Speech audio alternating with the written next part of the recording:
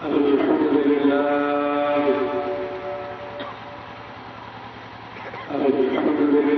نحمده ونستعينه ونستغفره ونؤمن به ونتوكل عليه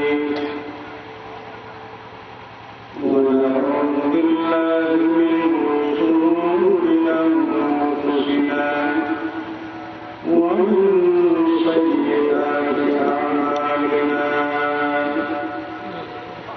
من يهده الله فلا مضل له ومن يضلل فلا هادي له ونشهد أن لا إله إلا الله وحده لا شريك له ونشهد أن سيدنا ونبينا وشفيعنا وحبيبنا ووسيلتنا مولانا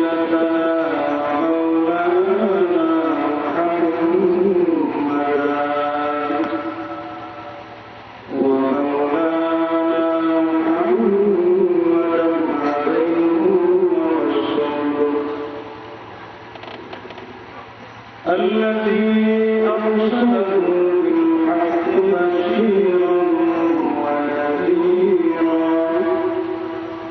وداعيا إلى الله بإذنه وسراجا منيرا أما بعد فقد قال الله تعالى في كلامه القديم والفرقان الحميد أعوذ بالله من الشيطان الرجيم بسم الله الرحمن الرحيم فإن آمنوا بمثل ما آمنتم به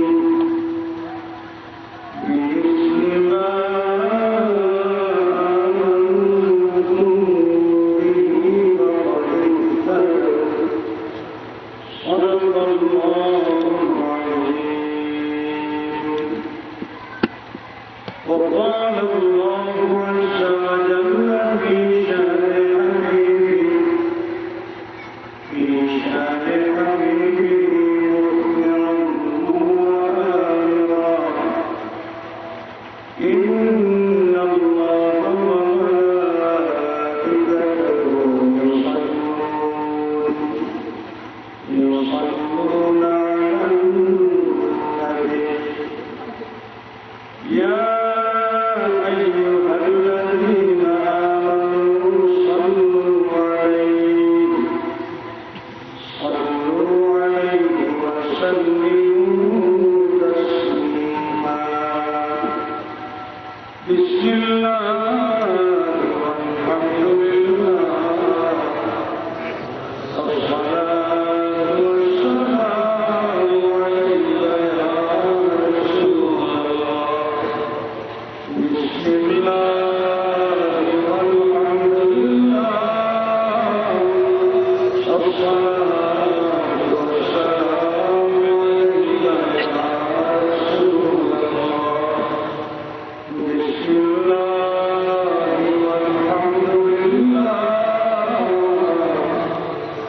الصلاة والسلام عليك يا رسول الله.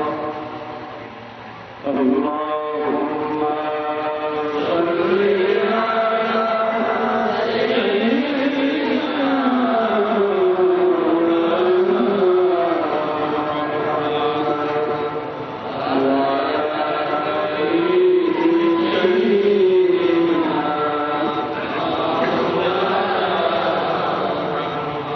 اللهم صل على سيدنا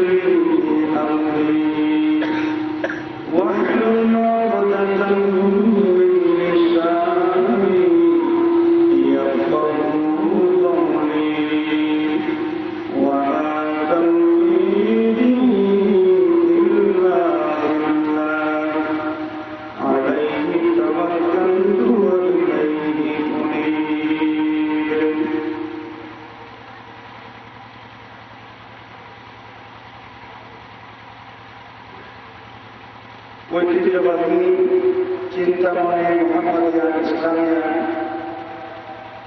মাদ্রাসার উদ্যোগে আয়োজিত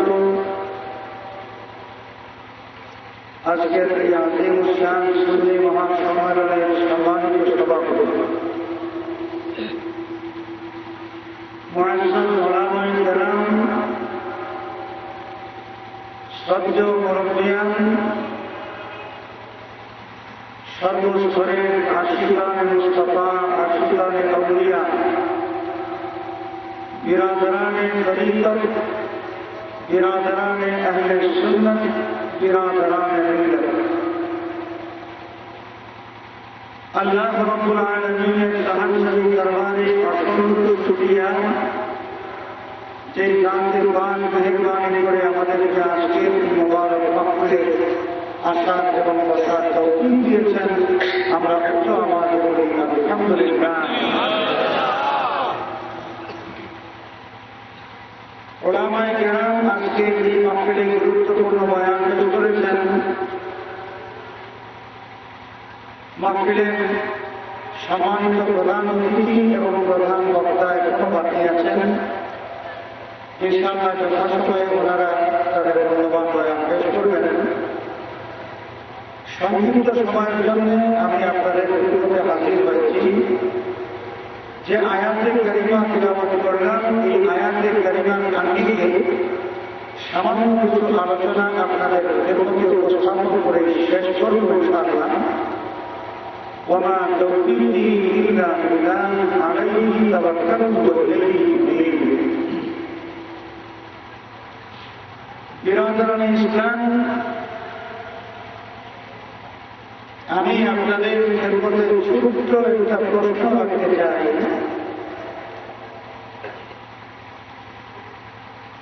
একটা ঘর তৈরি করা হবে, সেই ঘরের ফাউন্ডেশন আমরা মনে করি 10 তলা বিশিষ্ট হবে। জমিনটা যদি নিচের দিক থেকে দুর্বল থাকে, সয়েল টেস্ট করা হয়, বিল্ডিং তৈরি করতে হলে সয়েল টেস্ট করা হয় যে জমিনের উপর এই বিল্ডিং তৈরি হবে, জমিনটা ঠিক আছে কিনা। এত বিশাল একটা ভবন, এই ভবনের ধান এই জমিন সহ্য করতে পারবে। জমিনের নিচ যদি ঠিক থাকে, এই পরিমাণ শক্ত যদি হয়, এই 10 তলা এই ভবনের ধান এই জমিন সহ্য করতে পারবে, সেখানে মোটামুটি 10 তলা ফাউন্ডেশনের দিয়া সেই ভবন তৈরি করা শুরু হবে। যদি জমিন নরম থাকে, সেখানে বিরাট বিরাট গাছের টুকরা দেয়া ফাইলিংয়ের ব্যবস্থা করা হয়। তারপর সন্দেহ দূর হয় না, গোটা বিল্ডিংয়ের নিচে ঢালাই দেওয়া হয়, 3 ফুট 6 ফুট ঢালাই দেওয়া হয়। বিল্ডিং যদি 150 ফুট বাই 150 ফুট হয়, তাহলে পুরো নিচের এই 150 ফুট বাই 150 ফুট একটা শক্ত ঢালাই দেওয়া হয়। যখন নিশ্চিত হওয়া যায় যে এই পর্যন্ত নিচের দিকটা যতটুকু শক্ত হয়েছে, 10 তলা বিল্ডিং এখানে উঠে গিয়ে আর কোনো আশঙ্কা নাই, ভয়ের কোনো কারণ নেই। নিচের দিক থেকে নিশ্চিত না হওয়া পর্যন্ত বিল্ডিং এর কাজ শুরু হয় না, ঠিক কিনা? একটা ফাউন্ডেশন যখন মজবুত থাকে, তখনই এই বিল্ডিংটা উপরে উঠানো হয়। বিরাদরান ইসলাম, আমাদের যে দিন এবং ধর্ম, আমাদের ধর্মের ফাউন্ডেশন আছে, বুনিয়াদ আছে। এই বুনিয়াদ যতক্ষণ পর্যন্ত শক্ত থাকবে, আমাদের দিনদারি ততক্ষণ পর্যন্ত টিকে থাকবে। বুনিয়াদ যখনই নড়বড় হয়ে যাবে, দুর্বল হয়ে যাবে, তখনই আমাদের দিনদারি আর কিছু থাকবে না, এলোমেলো হয়ে যাবে সব কিছু। আমাদের দিন ইসলাম ধর্ম, ইসলামী শরীয়ত, ইসলামী শরীয়তের আসল, ইসলামী শরীয়তের আসল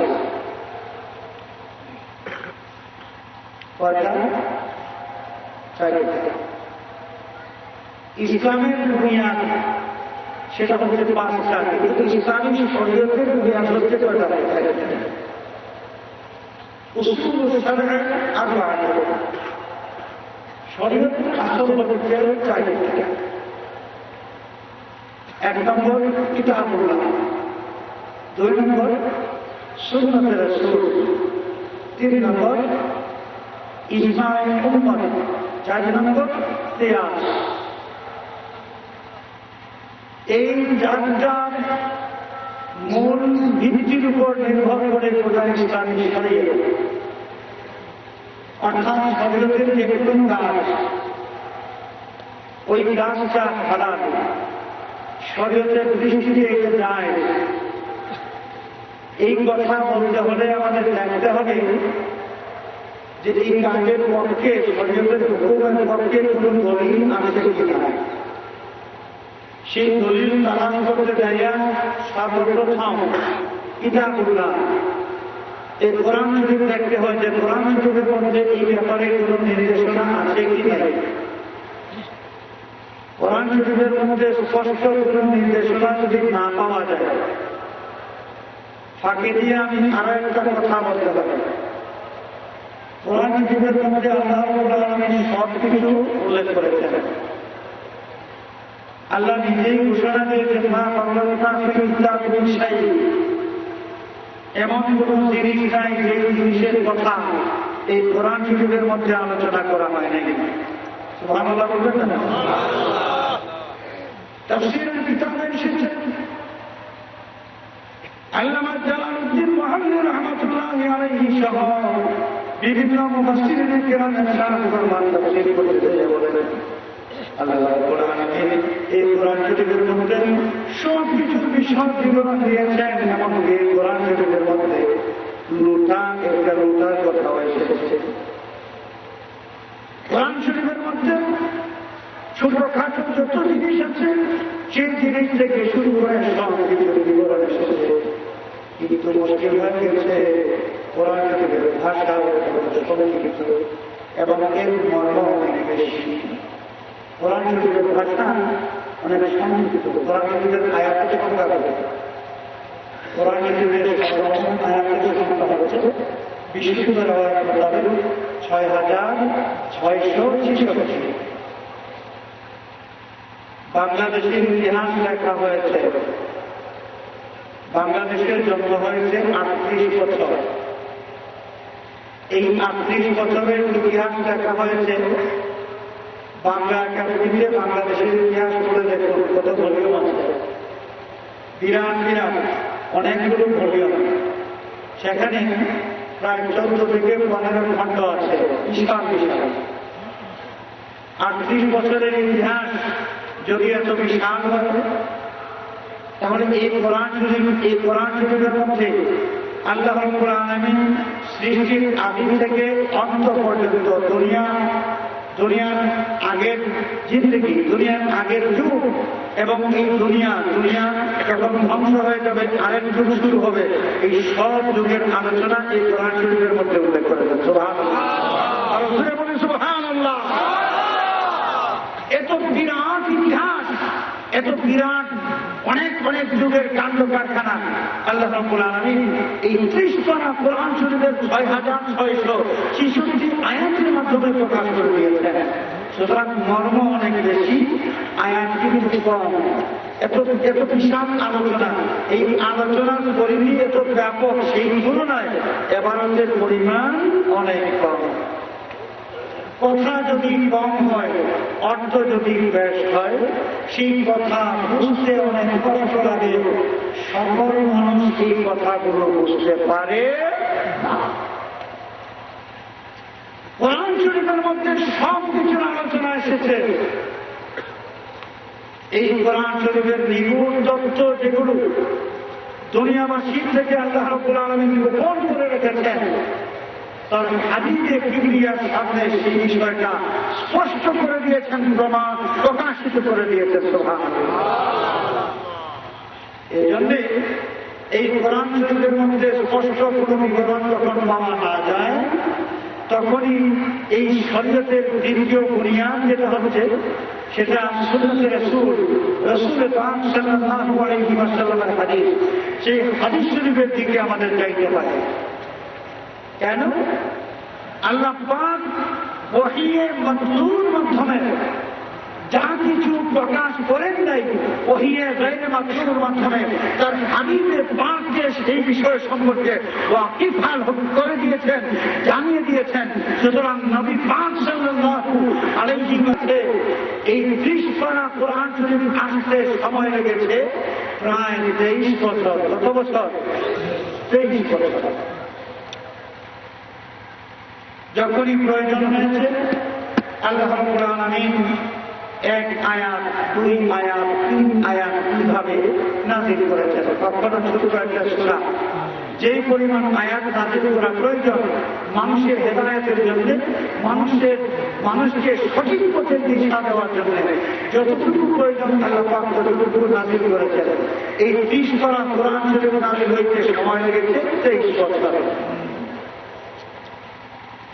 যখনই আয়াতে কারিমা নাযিল হয়েছে দয়াল নবী পাক সাল্লাল্লাহু আলাইহি ওয়াসাল্লাম সেই আয়াতে কারিমা মুখস্থ করার চেষ্টা করেছেন। নবীজি বারবার এই আয়াত তিলাওয়াত করার মাধ্যমে মুখস্থ করার চেষ্টা করেছেন। নবীজি পরিশান হয়ে গেছেন যে আল্লাহ রাব্বুল আলামিন যে আয়াতে কারিমা নাযিল করলেন আমি যদি সেটা ভুলে যাই। নবীর মধ্যে যখন এই পরিশানি দেখা দিয়েছে আল্লাহ রাব্বুল আলামিন সব কিছু সহ্য করতে পারেন, তার হাবিবের কোন পরিশানি সহ্য করতে পারেন না, বরদাস্ত করতে পারেন। দেখেছেন যে নবী পাক আয়াতে কারিমা মুখস্থ রাখার জন্য পরিশান হয়ে গেছে, সান্ত্বনা দিয়েছেন।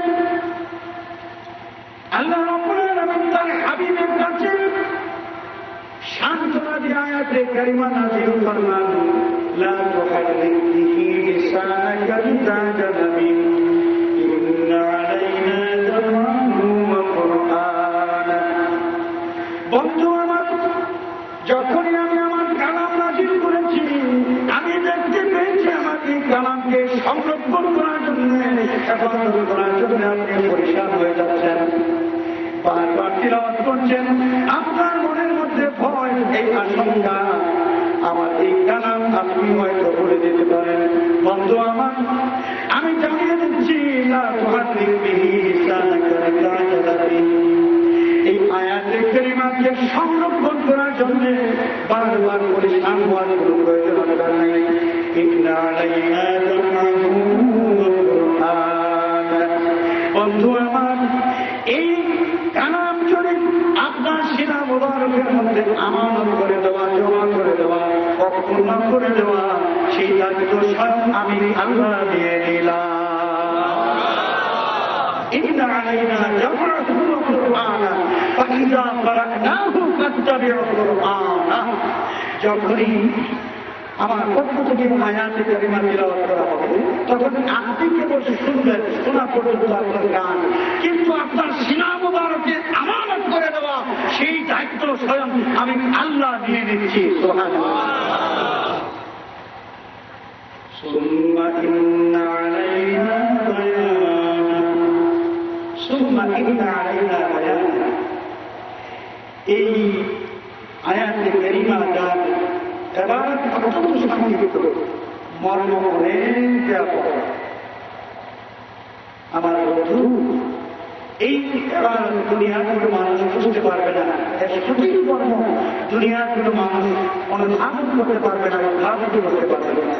সুতরাং আমার কালাম শরীফের কি মর্ম, কি ব্যাখ্যা হতে পারে, সেই ব্যাখ্যা, সেই তাফসীর আমি আল্লাহ, আমি আপনাকে শিখায় দিচ্ছি। সুম্মা ইন্না আলাইনা বায়ান।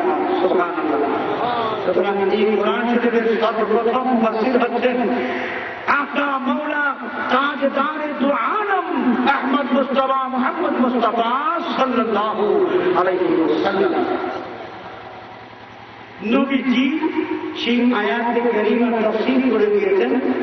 কোরআন শরীফের সর্বপ্রথম তাফসীর হাদিসে নববী শরীফ, নবী পাক সাল্লাল্লাহু আলাইহি ওয়াসাল্লামের হাদিস। আয়াতে কারিমা নাযিল হয়েছে, আল্লাহর হাবিব সাহাবায়ে কেরামকে হুকুম দিচ্ছেন। সাহাবা, নির্দিষ্ট কিছু সাহাবী ছিলেন যারা কাতিবে ওহী ছিলেন, ওহী লিখে রাখতেন নবীর প্রতি। যখনই কোরআন শরীফের আয়াত নাযিল হইত তখনই নবীজি হুকুম দিতেন যে এই আয়াত লিখে নাও, ওই সাহাবী লিখে দিতেন।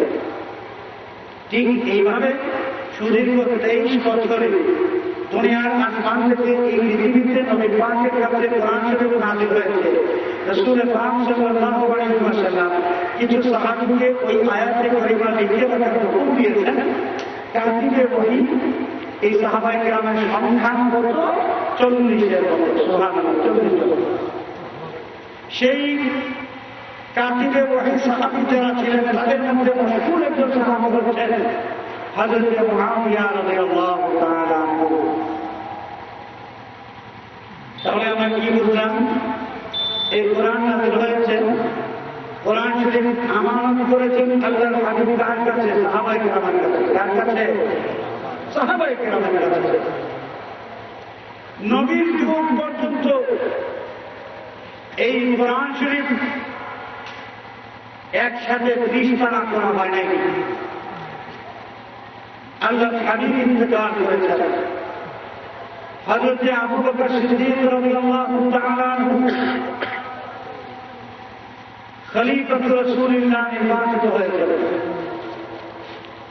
হযরত আবু বকর সিদ্দিক রাদিয়াল্লাহু তাআলা আনহু যুগে দুষ্ট প্রকৃতির কিছু মানুষ মুসলমানদেরকে ছিন্ন ভিন্ন করে দেওয়ার পায়তারা শুরু করল যে ইসলামের নবী যেহেতু নাই, সুযোগ এসেছে মুসলমানদেরকে বিভক্ত করা যায় কিনা। বিভিন্ন কৌশলে বিভিন্ন দিন থেকে ষড়যন্ত্র শুরু হয়ে গেল। ইতিহাস যারা জানেন তাদের জানা আছে হযরত আবু বকর সিদ্দিক রাদিয়াল্লাহু তাআলা আনহু খলিফা হওয়ার সময় কুচক্রমহল ষড়যন্ত্র করেছে, তারা ব্যর্থ হয়েছে। মুসলমানদের মধ্যে ফাটল ধরাইতে পারে নাই। খলিফা নির্বাচিত হয়েছেন, প্রথম ঝড় শেষ হয়েছে। যারা ইসলামের দুশমন তারা হতাশ হয়ে গেল যে সর্বনাশ, মুসলমানদের ঐক্য আর বিভক্ত করা গেল না। তারা নতুন কৌশল শুরু করল। একজন মুসলমান তারা এই দাবি করল যে যাকাত আমরা রাসূল পাক সাল্লাল্লাহু আলাইহি ওয়াসাল্লামের যুগে দিতাম, যেহেতু আল্লাহ রাসূলের যুগ এখন নাই, এখন আমরা যাকাত দিতে বাধ্য নই, আমরা যাকাত দেব না। যাকাত দেওয়া, তাদের উপর যাকাত খরচ, নেশান পরিমাণ সম্পদের মালিক যারা, তাদের উপর যাকাত খরচ না সুন্নাত? এটা আমরা কি জানি? আমাদের জানা আছে তো? এটা ইসলামের বুনিয়াদ কয়টা? 5টা: কালিমা, নামাজ, রোজা, হজ, যাকাত। ইসলামের বুনিয়াদ হচ্ছে এই 5টা। এই 5টা বুনিয়াদের একটা হচ্ছে যাকাত।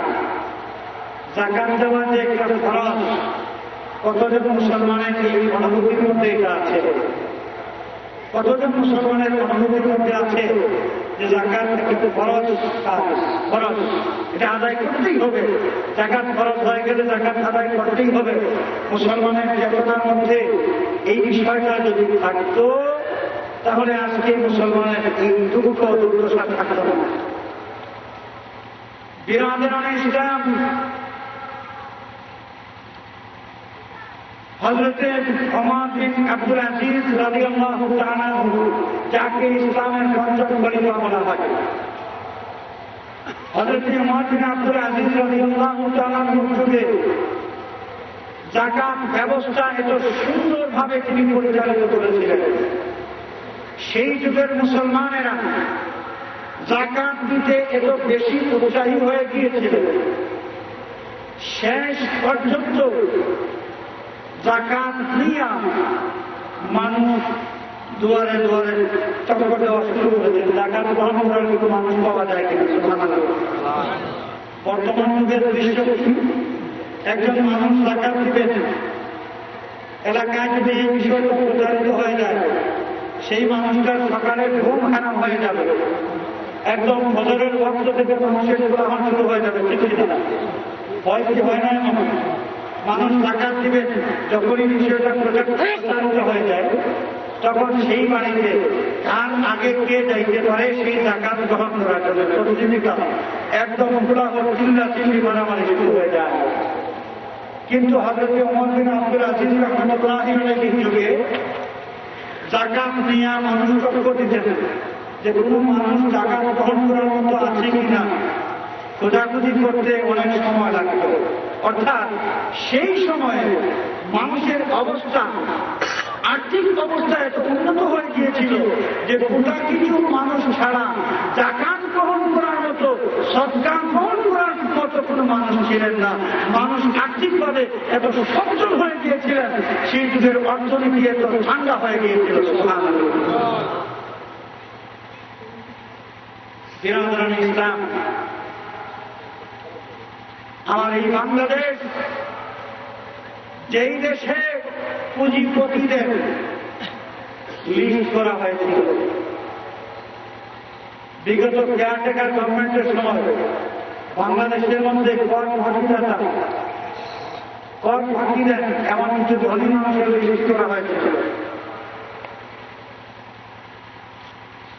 এই লিস্টের বাহিরে তো অনেক ধনী ছিলেন।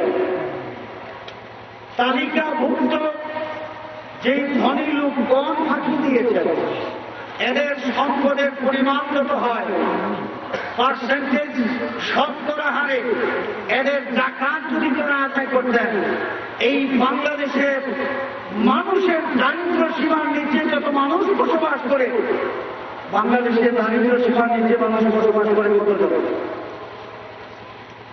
জরিপ জানানো হয়েছে, দেখা গিয়েছে এই দেশের সিংহভাগ মানুষ দারিদ্র সীমার নিচে বসবাস করে, যাদের পরিবার পরিচালনার, একটা পরিবারের ব্যয়ভার বহন করার ক্ষমতা এই মানুষগুলোর নাই। কোনো মতে মানবতার জীবনযাপন করছে সিংহভাগ মানুষ। পুঁজিপতি যারা, মিলিয়ন মিলিয়ন টাকার মালিক যারা, এই মানুষগুলো যদি তাদের সম্পদের হিসাব করে জাকাত আদায় করত, এই বাংলাদেশের মানুষের আর্থিক অবস্থা এত উন্নত হয়ে যেত যে দারিদ্র সীমার নিচে যে মানুষগুলো আছে, অর্ধেক পরিমাণ মানুষ দারিদ্র সীমার উপরে চলে আসছে। এক বছরের জাকাত এই বাংলাদেশের, ইংল্যান্ডের মানুষের, এই বাংলাদেশের ধনী মানুষ যারা এক বছরের জাকাত যদি তারা আদায় করত, এক বছরের মধ্যে বাংলাদেশের দারিদ্র সীমার নিচে যে সমস্ত মানুষ আছে এর অর্ধেক পরিমাণ কমে যেত। আমার কোথায় এই দেশের মানুষ প্রায় 90% মুসলমানের দেশ। আমরা অহংকার করে বলতে পারি যে মুসলিম সংখ্যা গরিষ্ঠ রাষ্ট্রগুলোর মধ্যে আমাদের এই বাংলাদেশ। কিন্তু মুসলমানদের অবস্থা দেখলে হতাশ হওয়া ছাড়া কোনো উপায় নেই। জাকাত দেওয়া খরচ, এই অনুভূতিটা আমাদের কতজন মানুষের মধ্যে আছে। আল্লাহ রাব্বুল আলামিন আমাদের সকলকে সুমতি দান করুন এবং জাকাত দেওয়ার যে খরচ, জাকাত দেওয়ার যোগ্যতা সম্পন্ন মানুষ যারা আছেন তাদের অনুভূতির মধ্যে আল্লাহ রাব্বুল আলামিন এটা যেন ঢুকায় দেন এবং জাকাত আদায় করার তৌফিক এবং মানসিকতা, চেতনা তাদেরকে যেন দান করেন। আমরা সকলে বলুন আমিন। জাকাত দেওয়া খরচ হযরত আবু বকর সিদ্দিক রাদিয়াল্লাহু তাআলার যুগে একদল মানুষ বিদ্রোহ ঘোষণা করল যে আমরা জাকাত দেব না। নবীর যুগে জাকাত দিতাম, এখন আর জাকাত দিতে পারবো না। এটা ছিল একটা ষড়যন্ত্র। হযরত আবু বকর সিদ্দিক রাদিয়াল্লাহু তাআলা দীপ্ত কণ্ঠে ঘোষণা করলেন, ওয়াল্লাহি লাউকাতিলান্না লাউ মানাউনি ইকানাহু মা ইউআদ্দুনাহু ইলা রাসূলিল্লাহি সাল্লাল্লাহু আলাইহি ওয়াসাল্লাম। আল্লাহর কসম খেয়ে বলছি, একটা রশি পরিমাণ জাকাত কারো উপর খরচ যদি হইত নবীর যুগে, নবীর কাছে তারা এই ছোট্ট জাকাতের পরিমাণটাও যেভাবে আদায় করত। এখনো সেই বিধান বলবৎ থাকবে, সামান্য পরিমাণ জাকাত দিতে কেউ অস্বীকার করবে, আমি আবু বকর সিদ্দিক আল্লাহর কসম খেয়ে বলছি, তাদের সাথে আমি যুদ্ধ ঘোষণা করব, যুদ্ধ চালিয়ে যাব, তাদের সাথে আমার যুদ্ধ হয়ে যাবে। হযরত ওমর ফারুক রাদিয়াল্লাহু তাআলা অবাক হয়ে গেলেন। ওমর ফারুক জলিলুল কদর সাহাবী, মেজাজ গরম, সেই ওমর পর্যন্ত ভয়ে কাঁপতে শুরু করলেন। কিছু হবে না। সিদ্দিক আকবর এত গুসা, তিনি ভয়ে ভয়ে বিনতি করে বললেন, খলিফাতুর রাসূলুল্লাহ, খলিফাতুল মুসলিমিন, আপনি যে সিদ্ধান্ত নিচ্ছেন এত কঠোরভাবে, আল্লাহ নবী তো ইরশাদ করেছেন যে কোনো মানুষ যদি লা ইলাহা ইল্লাল্লাহ মুহাম্মাদুর রাসূলুল্লাহ এই কালিমাটা যদি পড়ে নেয় তাহলে তার জান মালের হেফাজত, নিরাপত্তা নিশ্চিত হয়ে যাবে। তো যে মানুষগুলো যাকাত দিবে না, এরা তো কালিমা পাঠ করেছে, এরা তো তাওহীদ এবং রিসালাত বিশ্বাস করেছে, এরা তো নামাজ আদায় করেছে, একটা মাত্র কাজ যাকাত আদায় করে নাই। এই জন্য তাদের সাথে আপনি যুদ্ধ করবেন এবং তাদেরকে হত্যা করবেন, কেমন কথা? সিদ্দিক আকবর রাদিয়াল্লাহু তাআলা তিনি আবার আল্লাহর কসম খেয়ে বললেন যে অবশ্যই আমি কি করব, আমি যাকাত আদায় করবই করব, যাকাত না দিয়ে কেউ নিস্তার পাবে না। ষড়যন্ত্রকারীরা ষড়যন্ত্র শুরু করল, তাদের বিরুদ্ধে যুদ্ধ হইল। যাকাত যারা অস্বীকার করেছে তাদের বিরুদ্ধে যুদ্ধ হইল। আরো কিছু মানুষ তারা প্রচার করতে লাগলো যে এগুলো ইসলামের নবী নেই, আরো নবী আছে, সেই নবীর উম্মত আমরা হয়ে যাই। বন্ড নবীর আবির্ভাব ঘটল। বন্ড নবী সেই যুগে আমাদের নবী পাকের যুগে ছিল। নবী পাক সাল্লাল্লাহু আলাইহি ওয়াসাল্লামের যুগের পরে সাহাবায়ে কিরামের যুগে বন্ড নবী ছিল। আর ইদানিং কালে আমাদের এই ভারত উপমহাদেশে বন্ড নবীর আবির্ভাব হয়েছে। বন্ড নবী মির্জা গোলাম আহমদ কাদিয়ানী নবুয়ত দাবি করেছে।